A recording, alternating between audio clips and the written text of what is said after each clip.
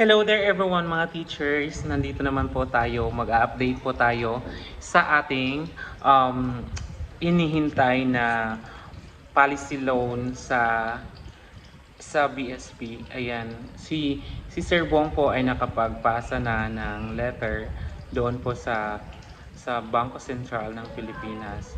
Ayan. So far po aantayin na lang po natin yung update kasi naman even po yung ating Deputy Secretary si Secretary Angara is nagbibigay na po ng letter doon. So ayan, nagpalabas na rin po yung BSP ng update na may balak na i-extend yung loan term ng mga teachers. Kaya teachers, wag po kayong mainip. Antayin na lang po natin yung update kasi hopefully mabibigay po talaga yun sa atin kasi lahat-lahat po tayo may mga pangangailangan. Kaya hindi na po wag po kayong mainip. Aantayin lang natin. For sure po, feeling ko is positive po talaga yun. 'Di ba? So, aantayin lang po natin.